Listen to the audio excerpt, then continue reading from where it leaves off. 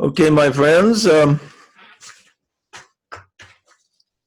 we're going to go into a little bit of detail that's not covered a lot in the book itself. Uh, there's two numbers, or three numbers, I guess you could say, that are really important. Well, let's say four numbers.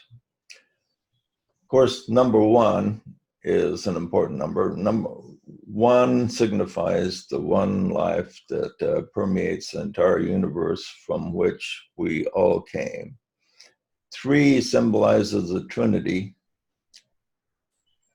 The Trinity is the beginning of life itself, because the interplay of the three forces of the Trinity, uh, which is symbolized by Father, Son, the Holy Ghost, light, love, and power, um, symbolize it's a foundation of all life.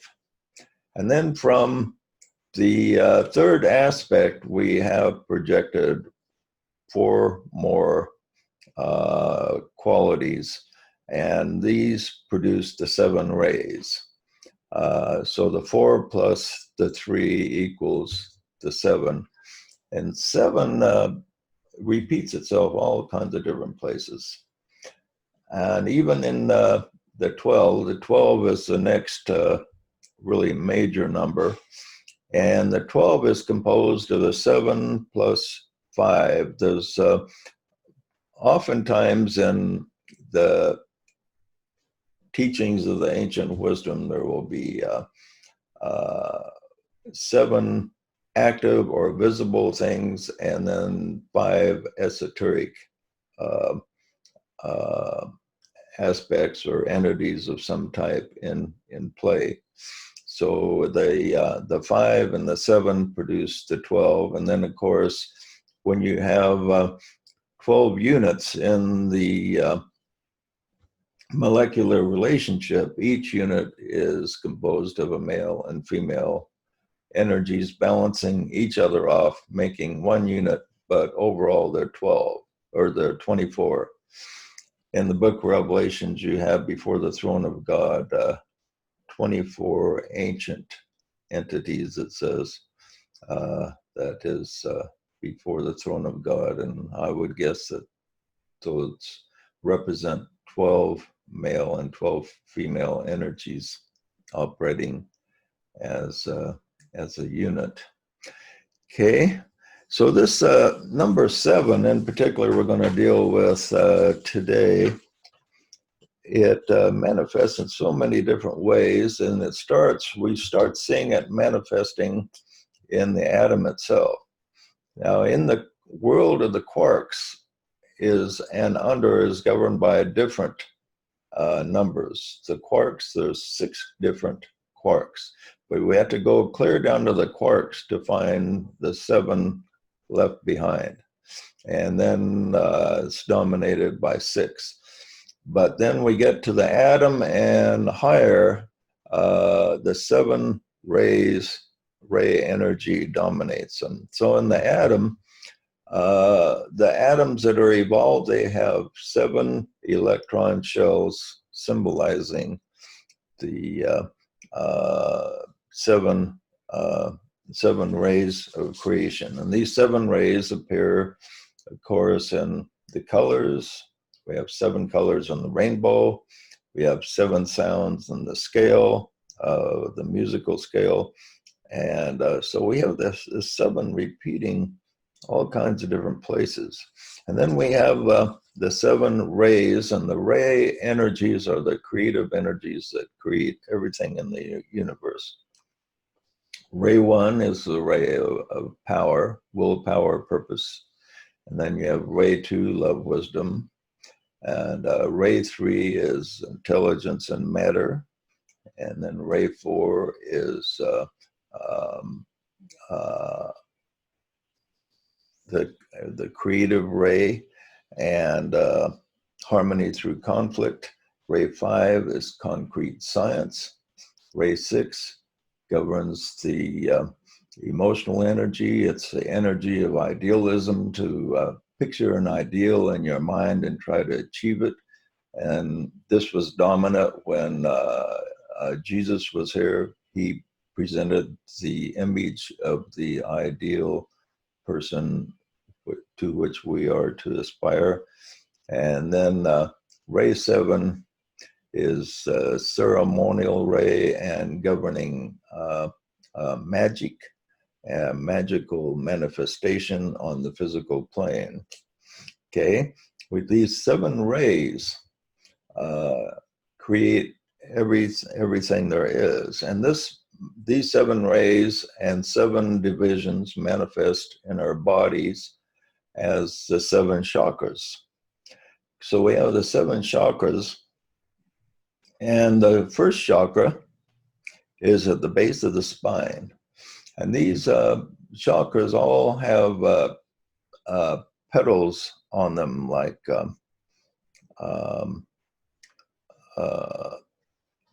what word am I looking for? Lotus. Lotus, yeah, I couldn't think of the word. Lotuses with petals on. And at the base of the spine is, they have 4 petals. Then the next, and this governs the life principle. The very life from our source starts at the base of the spine. And you can kind of compare it to like lighting a candle there, and then the candle lights a candle above it, and then a candle above it till visualize 7 candles, and then eventually all 7 candles are lit up. Now, each one of these centers has these petals on, and each one of the petals represents a distinct type of energy. When the petals unfold, then a new energy is released into your being. And when it's first released, it's somewhat disturbing because you're not used to that energy. But then after you get used to it, then it feels normal. And this kind of weird thing in life is that no matter what happens to you, if it's pleasant, or if it's in harmony with yourself, when something is released, you may feel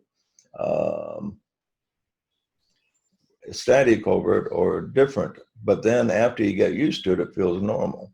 A little bit like falling in love. When you fall in love, you're actually releasing and sharing energy from your various centers, particularly the solar plexus for romantic energy.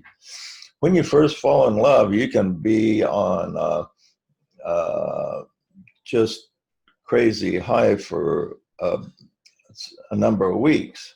But then say you get married, you settle down, then everything starts to feel normal after a while.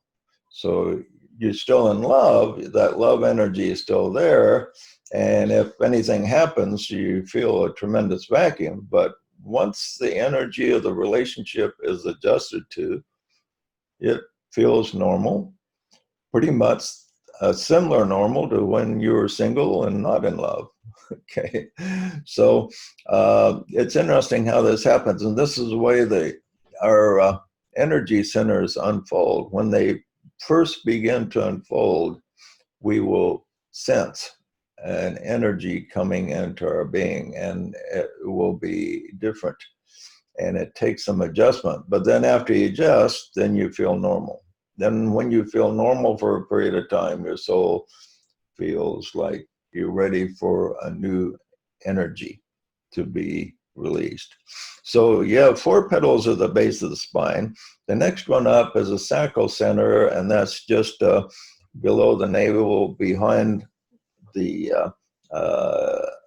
your back, and it governs the sexual energy, physical creation. And this is now the base of the spine is largely governed by 4, but influenced by rays 1 and 7. The sacral center is largely governed by 7, but influenced by rays 3 and 5. And it has 6 petals. As you move up the spine, the number of petals increases. And so as these increase, as the sacral center unfolds, we begin to experience different types of sexual energy permeating our being. And this is one reason there's all kinds of different desires and methods and approaches to sex that people have, is because there's different types of unfoldment and different types of energy that everybody is handling. And then the next one up is the solar plexus. It has 10 petals, and it governs the emotional side. And it's often mistaken by the heart. When the average person says, my heart tells me this, what he's really saying is the solar plexus tells him this, because the solar plexus governs just the regular emotions experienced by regular people. It governs the romantic energy, the desire energy. If you have a strong desire to get rich, that's solar plexus energy governing that desire. And so you have and you have the solar plexus energy affects very selfish desires and also some very benevolent desires. The desire nature overall is from the solar plexus. Now, the heart center has 12 petals. Now, the solar plexus, by the way, has a rosy color with an admixture of green. The sacral center is red and orange, and the base of the spine he radiates with an orange fire. Now, the heart glows golden, and it's influenced by ray 2. And the heart symbolizes or radiates a higher spiritual love. So when the person starts to see love as a method of demonstrating through service, then he begins to use these energies of the higher center. There's a strong connection between the solar plexus and the heart center. The lower evolved people are centered totally in their solar plexus, and they are governed by their desire. When they decide they want something, they go after it, and they're focused on satisfying self.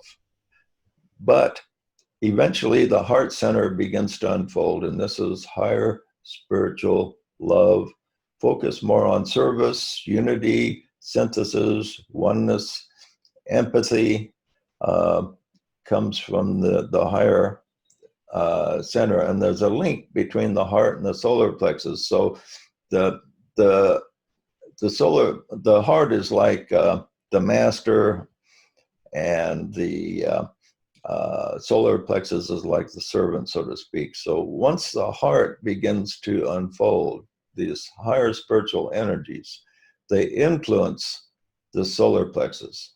So your desires begin to be directed in a more positive way as your heart center begins to open up. Okay, and this is governed by ray 2, which is a ray of love, wisdom. Okay, the next one up is the throat center. And the throat center has a silvery blue in color, and it's mainly governed by ray 3 and has a secondary influence by ray 7, especially with more advanced disciples, are influenced by ray 7 through the throat center. And ray 7 governs the ray of ceremony and magical creation of through different means, different mystical means of symbolism, and using different patterns and mantras and so on. And so the throat symbolizes speaking in such a way for the more advanced disciples, they can use the throat to create on a very high level. So the throat center is used for creation. And so people, when they develop their throat center, when this begins to manifest, they'll feel like maybe writing songs or writing poetry, or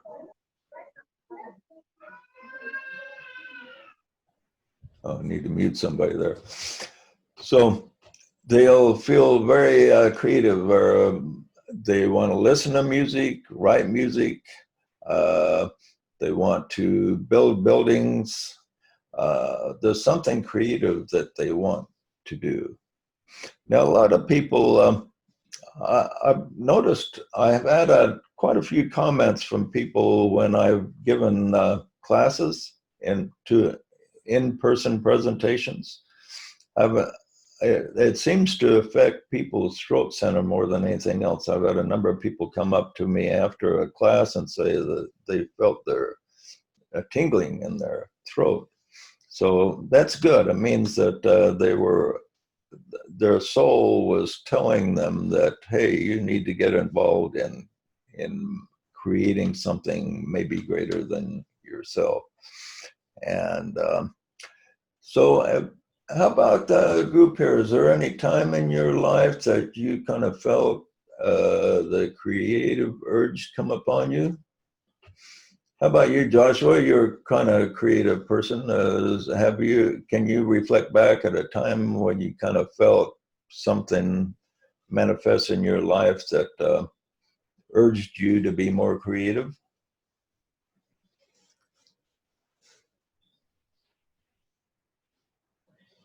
Are you there? Well, he may not be there.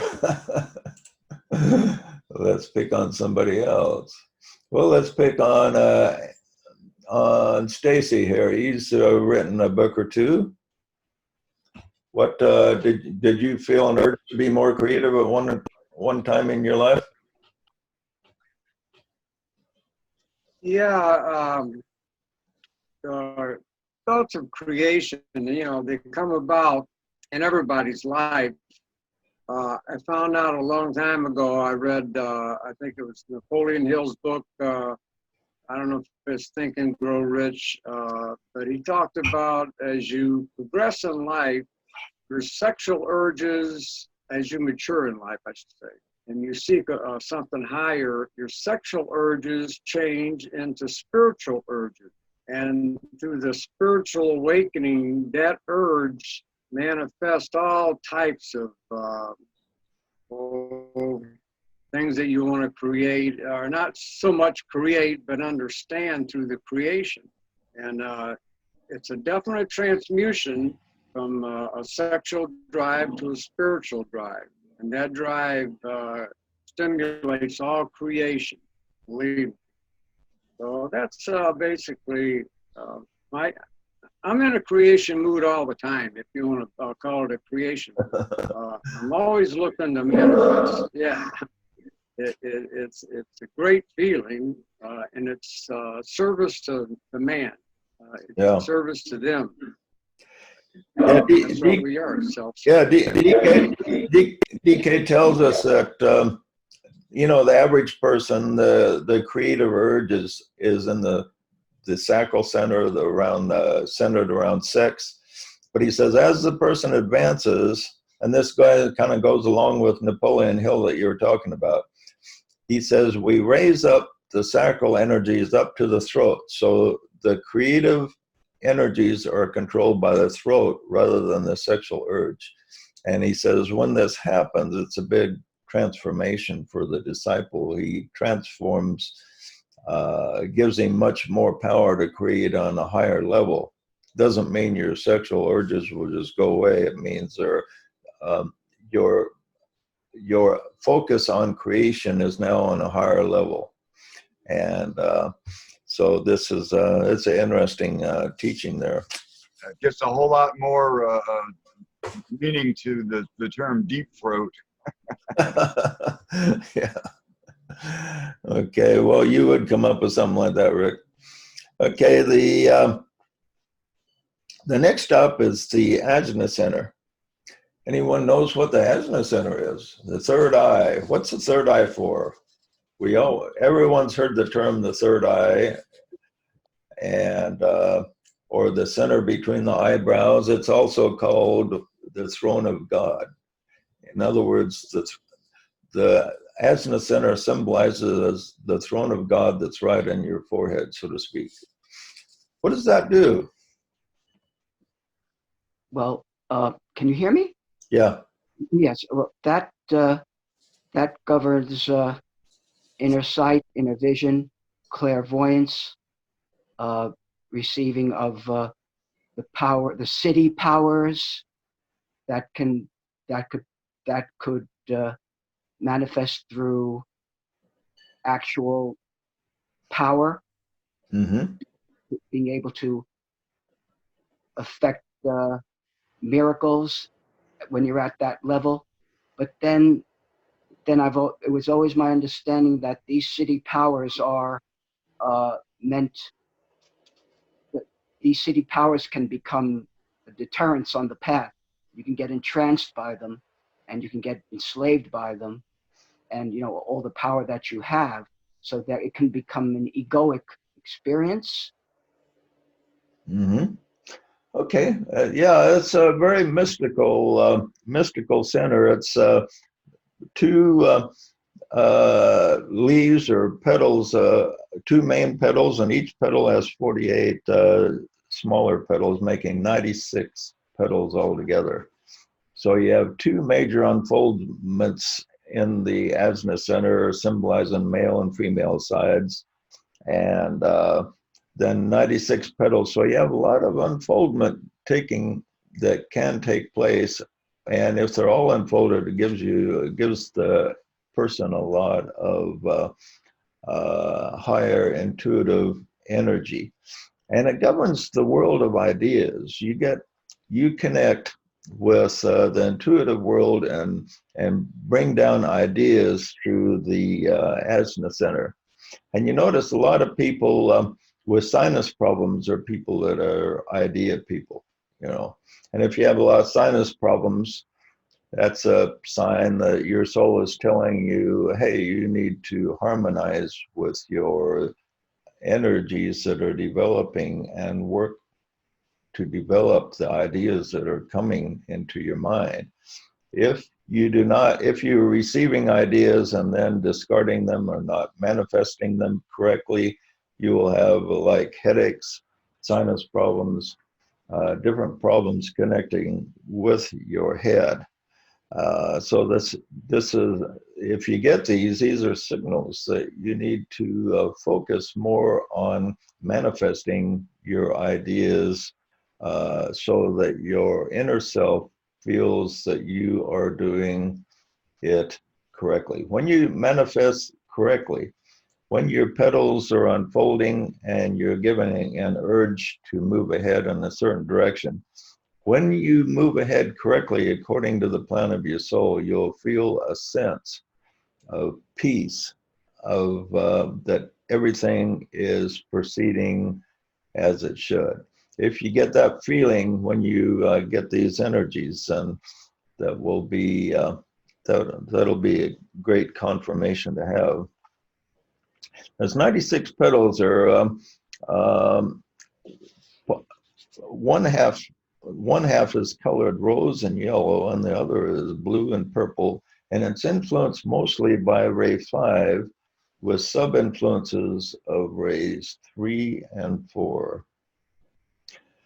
Okay, the final one is at the top of the head.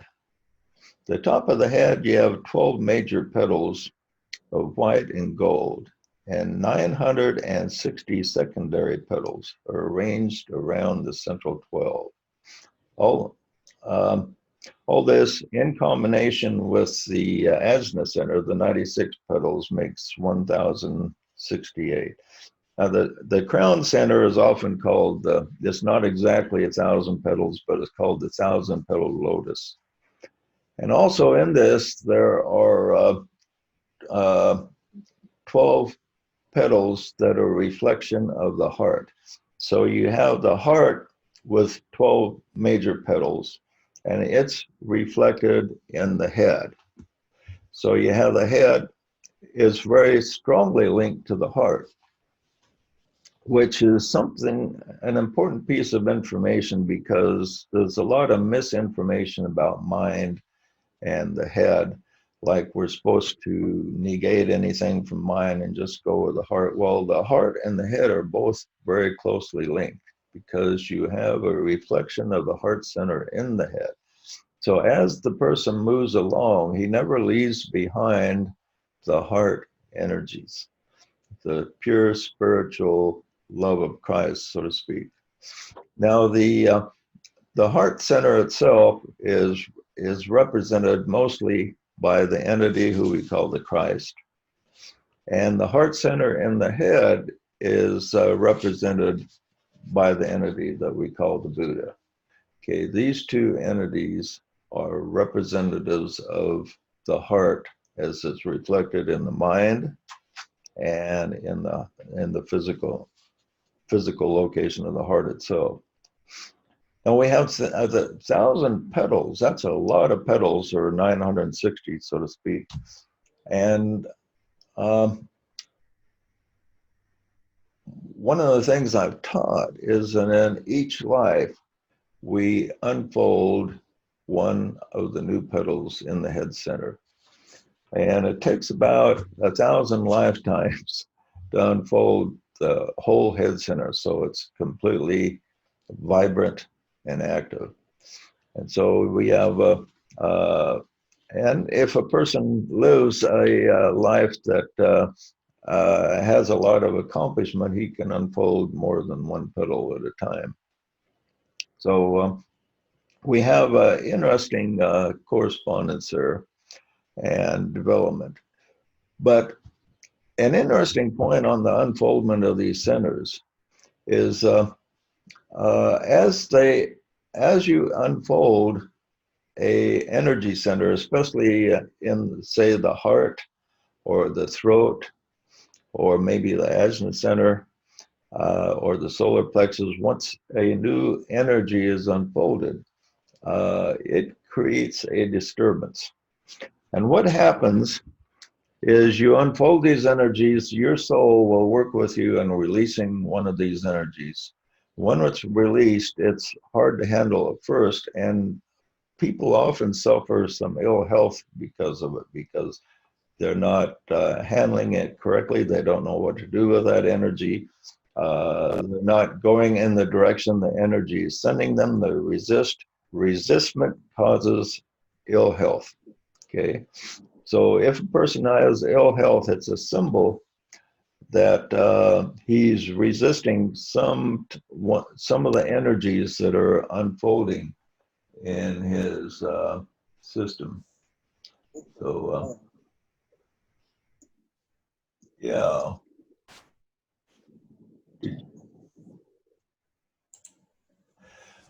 Okay, any comments or questions on that so far?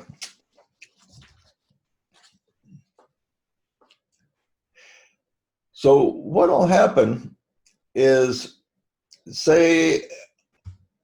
let's say that you're supposed to learn spiritual love. You've learned romantic love, you've gone through all these things, and you've learned desire, you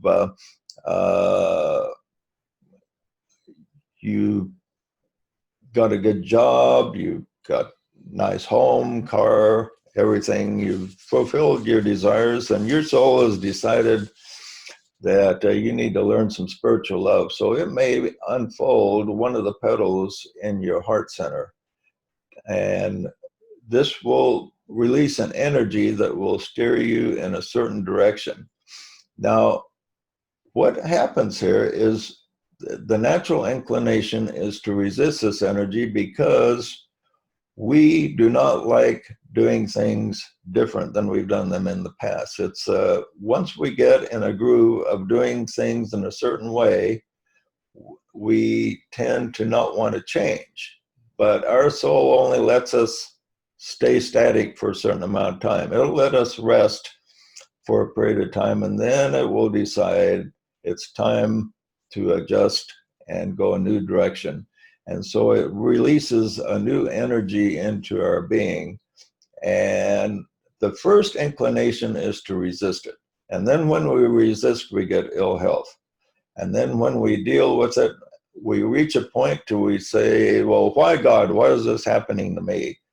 And once we ask that question intensely enough, we start getting answers, and we start getting a sense of where we need to go to harmonize the energies within our bodies. And when the energies are harmonized, then good health is restored. But this is one of the reasons why you meet a lot of people that are really good people that have a lot of health problems, because they're dealing with new energies. Whereas kind of like somewhat carnal people are some of the healthiest, because their soul isn't releasing higher intense energies into their being yet. They don't have to handle these things. So some of the most carnal people are some of the healthiest, which is kind of interesting. And many of the spiritually inclined have significant problems, but these problems can be overcome, and they can wind up being the healthiest of all once they harmonize the energies within their being. So it's important for disciples to realize that sense the energies that are flowing through their beings. Now, each one of us has, there will be a focus of, say, one particular center that is releasing energy into your being. Anthony, I see your picture on the screen. What center do you think is releasing the most energy into your life? JJ, my battery is going to be running out very shortly. I'll just give you a quick. Okay. I believe for myself, it's definitely the throat, because it's, in addition to a creative urge, it's also the ability to express yourself succinctly, and to to be able to voice what you need to voice. Yeah. Okay. That's what I'm experiencing, I believe. How about you, Ed? What do you think? What centers do you think are releasing the most energy into you?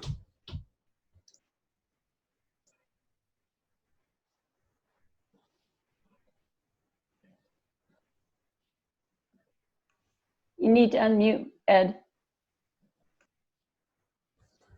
Oh, yeah. Okay, can you hear me, Ed? I hear you. Okay. Well, typically when I push the space button, it unmutes, but it wasn't doing it. Oh, okay. No But problem. anyway, I felt over the last few years, that along with a lot of the other centers, I felt the heart center being more recognized and more developed. And my goal is to build the throat center to where I can express those things that come to me in my intuition. Yeah. Now you've been a very astute student throughout your life, and really absorbed a lot of things. And so, do you think maybe your heart is saying, "Hey, you've got all this knowledge and everything, so maybe you need to focus more on the heart center"? Have you kind of got that sense a little bit about your life? My intuition tells me that it's a time for more service. Yeah, and that's the heart, right? Right. So, yeah, it's interesting that there's we go back and forth between the heart and the mind. So when the mind is kind of dominant, then we really want to study and we want to learn and everything. And then when we learn a certain amount, then you get a feeling, well, I got to do something with all this. And then the heart begins to manifest more energy and direct us toward service and empathy for humanity, that we have to help our fellow men. Let's pick on one more person. How about you, Jill? Where do you feel, what center do you think has been stimulated in you? Definitely the heart center. Yeah, you're strong. You're strong on the heart. Yeah. Do you think maybe you're so strong on the heart that your mind's gonna stimulate your asana center here?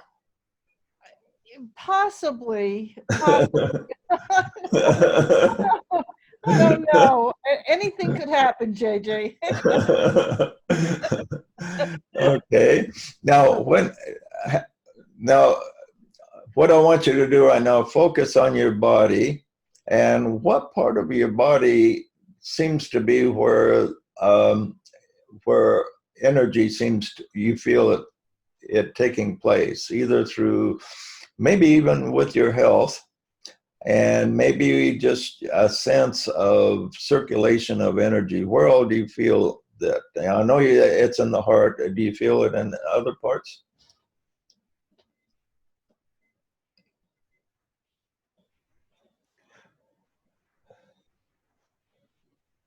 Can you hear me? Still talking to you. Are you still talking to me? Yeah, JJ? still talking to you. Yeah. Oh, I thought you said Ed for a minute. Oh, Okay. I'm sorry. You know what? I really think that I feel it so much in the heart that it overshadows any perceptible energy that I feel, or any perceptible pull I feel from any of my other centers. And I know that's something I'm going to have to work on correcting. Well, that's not necessarily bad. No, but I'm thinking in terms of being more balanced. Yeah. I know it's not bad. I just think that it's not good in terms of balance. Yeah. Yeah. Okay. Well, if you get too out of balance, your soul will let you know one way or another. So, True. yeah, True. just stay in tune.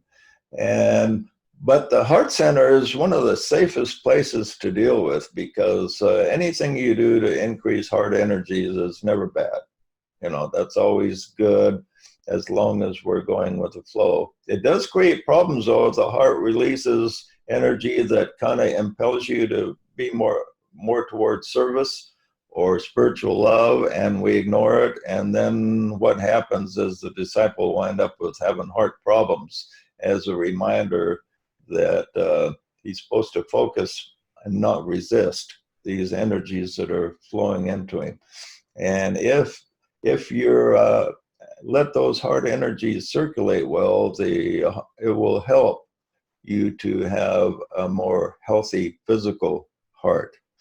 And of course, some heart problems are inherited. Some people have more strength to begin with than others, but overall, you can get maximum use out of your physical heart by working with the spiritual energies that are released through the heart. Okay. Any other comments or questions on the centers? I've been seeing information lately that the heart contains neuron cells just like the brain has in it, and that there is a technique. If you place your hand on your heart when you're trying to meditate, the heart and brain neurons link up, and they create a distinct type of brain wave. I think it was gamma wave. So just that's something you might want to experiment with people, is to combine your heart and mind. Place your hand on your heart when you're trying to do that exercise in your mind, and it actually does help the connection. They found putting the hand there. Yeah, interesting. Yeah, and DK tells us that we actually think in our heart. We think we associate thinking with our brain, and now science is kind of going along with that. Science is finding that we actually think in different parts of our body is becoming more of a dominant idea. And the Bible says, as a man thinketh in his heart, so is he. So we think in our hearts. And thinking in our hearts, we remember we have a reflection of the heart center and the mind. So we have two different points where the heart energies manifest. Now, we also think in our lower emotions at times. And he says the animals themselves think in the solar plexus. So you watch your animal and or your pet dog or cat, they're thinking in their solar plexus. Okay, they don't really think in their brain. Now, their brain controls is like a computer program, and it gives them information that they need, but then their decision making is from their solar plexus. And as a disciple evolves, many just average people are governed very strongly. They think in their solar plexus. And then we raise our thinking, our point of decision, where our decisions are made. Where our decisions are made is where most of our thinking takes place. For the lower evolved person, it's the solar plexus or the sacral center. Yeah, a lot of people make their decisions based on sexual energy, and then they move up to the desire energy, and then we move up to the heart, where it's on higher spiritual energies, and then finally up to the mind itself. And not too many people have their decision making focused on the actual mind. Everybody thinks they're thinking with their mind, and everybody has a mind that's at play and energies are in circulation, but that's not where their actual thinking takes place. Where your thinking takes place is where the decision is made. And many people make a decision based on lower impulses.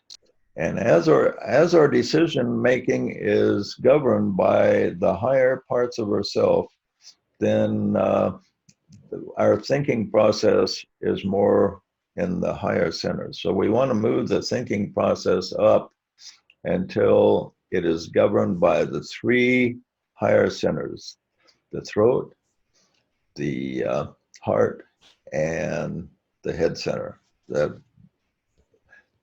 And when we say the head center, when DK says the head center, he's really talking about the ajna center and the crown of the head operating as a unit sometimes when he just says the head center.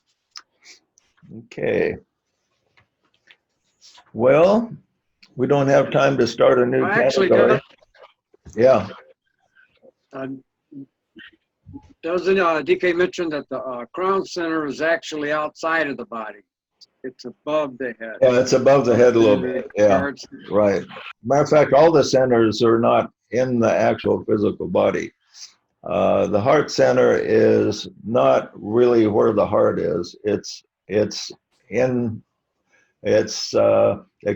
in the etheric matter just behind the back of the heart, just behind the spine. Okay, so that's kind of interesting. So if you're visualizing the heart center, don't so much visualize the physical heart, but visualize it behind the physical heart. So that's a good point. Okay.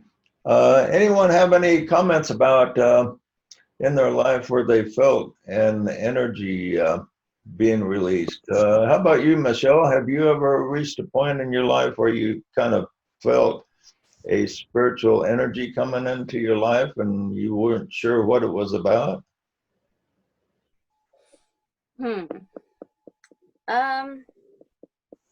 I don't really know. Can't really identify with that so much. How about There's times that I felt a whole lot more spiritual, and like your heart burns and things like that. But I don't really know. Now, you said, for instance, you told me that you didn't really read very much until recently, and all of a sudden you got an urge to really search and read books. Do you think? I would say that might be some type of energy center unfolding that kind of stimulated you. All right, that's Maybe interesting. something like an aha moment. Yeah. Yeah. But anyway, think back, Michelle, to that switch over you made from just kind of gliding along to all of a sudden you want to really find out all kinds of things. Can you kind of go back to that time when that happened? Well, I've always been a very curious person. Too curious, I guess, for some people's liking. I've always been interested in very weird things. Kind of like the rest of the group here, huh? Okay. But I think it goes a lot like waves. Right. I sometimes find that I've got cycles. So there's cycles of where I'm wanting to learn a lot, and there's cycles of being very creative, and then there's just cycles of just wanting to do nothing. But at the moment, I must say I'm very much in the cycle of learning, and it's like expanding. Like my cycles don't always last that long, but this one has lasted very long. I just want to just learn and learn and learn and learn some more. Yeah, I would say your throat center and your asthma center are probably being stimulated right now then, and just pushing you forward. So that's good. Okay. Appreciate everybody being here. We have 22 members today, so it's a good little group. And any comments or questions before we wrap it up? We were told from the beginning to keep thine eye single and thy body be filled with light. You know, these centers will develop in a natural way if we focus and we go into that upper room, which is the cave in the head, and meditate on our own spiritual soul. These centers will develop naturally. Yeah. And a lot of people, this is one thing DK warns us about, is don't put a lot of attention on unnatural stimulation, because there's different schools of thought that teach people to stimulate the centers. And he says, if they're open unnaturally, it can create problems. But he says, if a person just lives his life, follows the impulses of his soul, they will unfold naturally and in a healthy manner. Now, the centers are very interesting, and not only does the physical body have centers, but the planet itself has centers, the nations have centers, and the solar system has centers, and we're going to talk about the 7 centers as they apply and reflect on higher levels next week. And so we'll have our class next Sunday at 2 o'clock Mountains Daylight Time, and hope to see you there.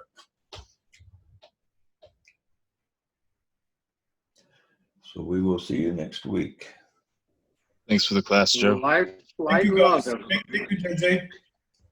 You betcha.